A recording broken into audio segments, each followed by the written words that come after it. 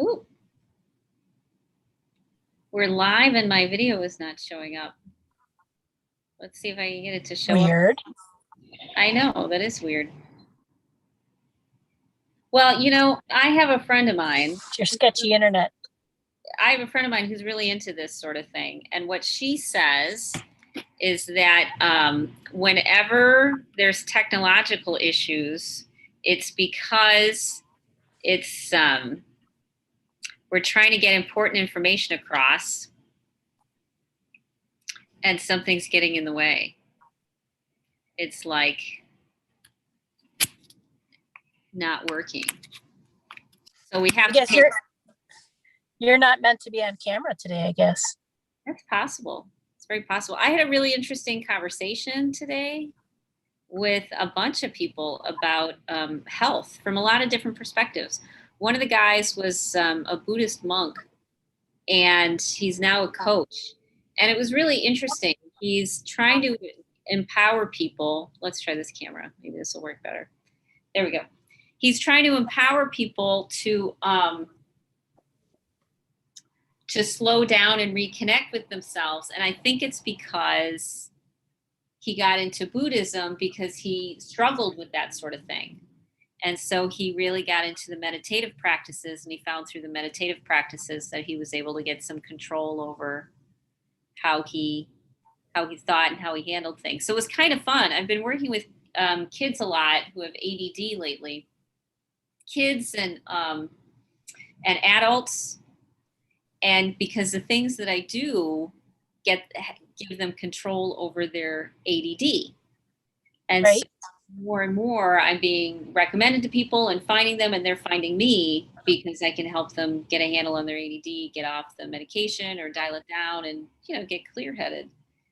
And so it's interesting because when I talk to someone who, you know, has that neural diversity, it's like I can recognize it really quick, and then I can relax them really quick so that they shine instead of looking a little manic, you know, which right. they can really bring their genius out. And I'm like, wow, that's really cool. So I did that today. I helped somebody be a genius. Yeah, I caught some of the videos today, and I was trying to tune in when I could. So today's topic was health, right? Yeah. Who did you see? I saw some of the stuff with the Buddhist monk guy. John Mueller. Uh-huh. Yep. And I saw some of it with the financial coach guy. The Rubel? Yes. Rubel. Oh. I knew his name had something to do with money or something. Yes. Rubel is hilarious. I mean, he's the funniest guy in the world. And he's so spiritual and so goofy, you know. You're just like, oh, you're spiritual because you're smart, not because you've had a really rough life. You know what I mean? Yeah, I mean, you don't have to become spiritual because you're trying to get over something. You might be, you know, just on that path to see that it works. Oh, look, things work better when I actually tune in. That's weird. Yeah, so he avoided a lot of stuff, and so he's kind of funny, and he gets a little, you know, pushy about how almost like how easy it is to just, you know, make all these miracles happen. Kind of like how I sound when I'm like, no, it really is easy, but it is easy. Right. It is easy to make miracles happen. It is easy when you start doing it or when you do it all the time. It's right. Definitely, I mean, I guess it's easy depending on what your genius is, right? Mm-hmm. And that's the thing, is finding out what your skills and talents are, because we don't all work the same way. We're not all wired the same way. So, you know, some people might work really well by reading stuff and absorbing it that way. Some people have to do things. Some people have to, you know, they can hear it, or if they see it, or if they write it down, or, you know, all those different pluses is just part of your skill set. And so you have to utilize what works best for you to touch into it. People think they have to do it one way. You can only do it one way. It's only going to work if you do this particular pathway. Yeah. And I don't think that's how it works. No, and they've been taught, people's egos have gotten in the way. I mean, you look at all these different spiritual paths, and many of the people who are in the upper levels of these spiritual paths still have really big egos. And so they feel this need to protect one way because that's what they identify with, without realizing that this is just one path to take to get to the top of the mountain. And everybody Right. gets the one that they prefer, but you actually have to do it. You can't just talk about it. You actually have to live the life. And if you do, then it all comes together. Yeah, you actually have to do the work. Mm-hmm. So, yeah, absolutely. So I want to do a quick meditation tonight. I'd love it. And that's why I wanted to double check with you on the topic, because I can tie that in a little bit with our health. So Cool. Let's do that real quick and see how that goes. What a great way to end the day. I mean, this really was a fun day because I talked to Rubel and Rubel was good. And I talked to John and John was good. Who did I talk to this morning? Oh, I talked to Alice and Tina. Oh, yeah. Yeah, I got to watch them on replay because I didn't catch them this morning. It was a good conversation. Yeah, once we got Alice dialed in and then Tina hopped on, we had a really great conversation. I'm able to ask weird questions people don't expect, which makes them think deeper, and then the answers get better. So they were all right. Good. Absolutely. Okay, lay it on us. All right, let's get in a good headspace here. Everybody close your eyes. Let's focus on our breathing for a minute by taking a deep breath in through our nose, holding it for 3 seconds, count it in your head if you have to, and exhaling out your mouth. And let's just keep doing that for about 30 seconds. Deep breath, holding and releasing.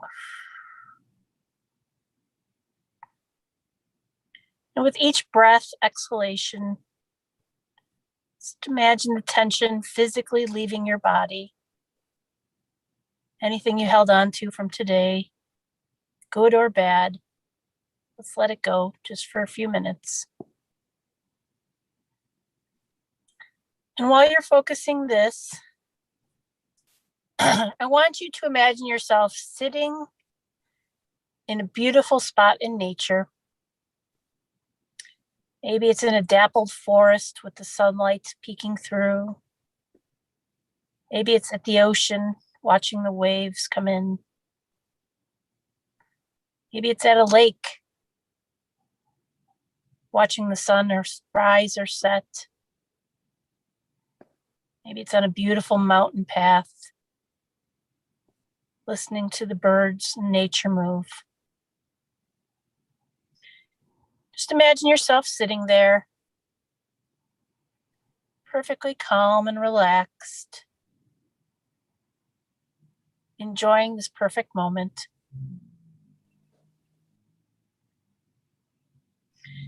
And I want you to notice in your awareness that you feel an individual walking towards you. And you look in the direction that you feel them coming. And as you watch them walk closer to you, you realize that this individual is your higher self. And it might look like you with slight variation. Maybe this one is younger looking or thinner looking or in better health, because your higher self is your perfect version of you. Perfectly in tune. And your higher self sits down next to you. And it's like looking in a mirror. Because it's you, but better. They don't carry any of the stress or traumas. None of things matter there where they reside. But what they do have is inner wisdom. And so I want you to take a minute to ask your higher self what it thinks, what you think would be one thing you could do to improve your health, whether it's physical, mental, spiritual. Ask them the question and allow them to answer you without judgment, without critiquing. So we're going to do this for about 1 minute. Have this conversation.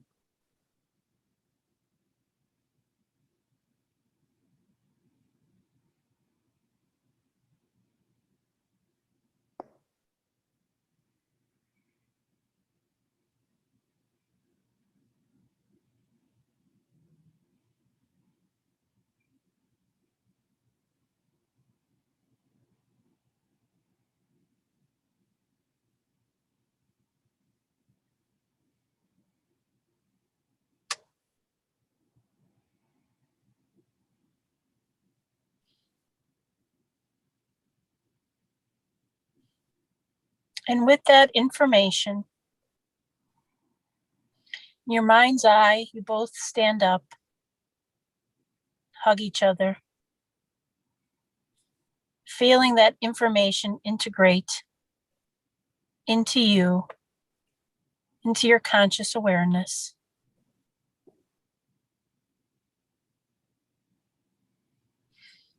Take another deep breath in, releasing anything that doesn't agree, allowing yourself to accept the information fully. And when you're ready, open your eyes and return to the space.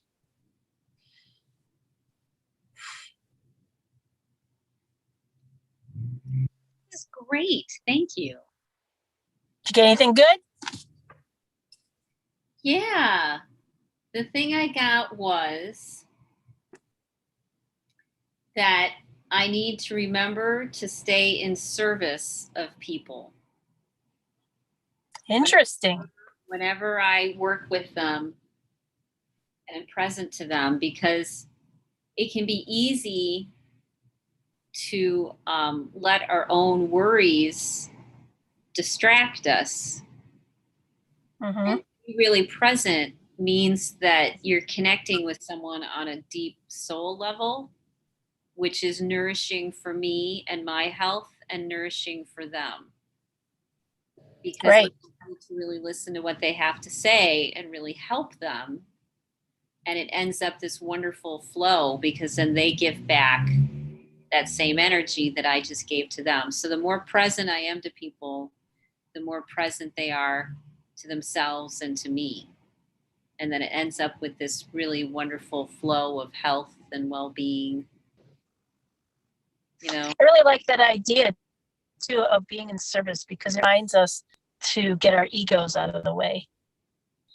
And that when we are doing our work, whatever it is, it's not about us. It's about who we're working with for whatever amount of time it is. It's about assisting someone else who needs our unique, gifts and talents, and helping them. And then it, like you said, it becomes this symbiotic flow, this, universal back and forth between each other, where you're giving and then they're receiving, and it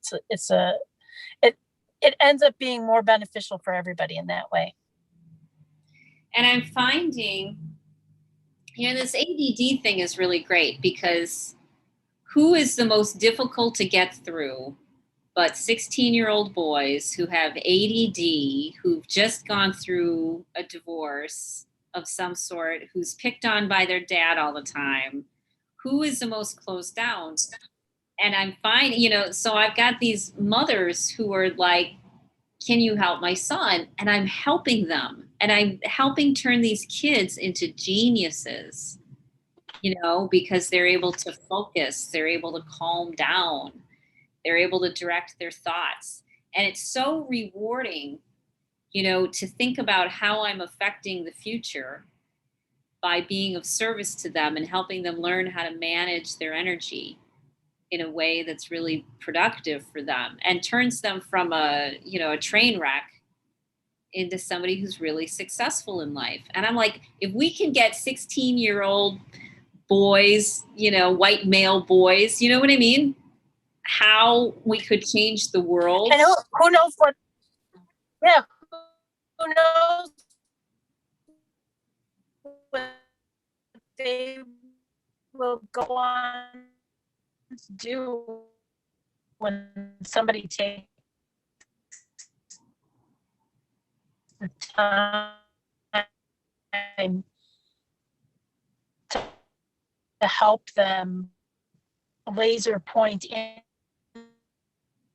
on things and acknowledge where their genius lies, rather than trying to make them conform to everybody else's, right? Right.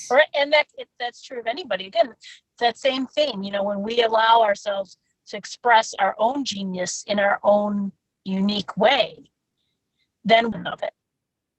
And we have to, one of the things I was getting for myself too was that we have to remember that we're not all on the same playing field. People are in different spots, and we have to have patience with people who aren't on the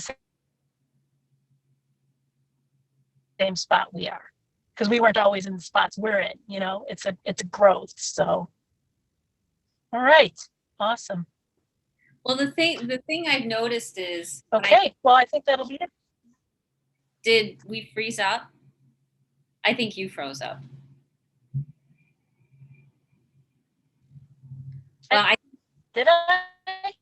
Yeah, I think you froze up a little bit. We got most of it. We got everything that you said, but your audio froze up.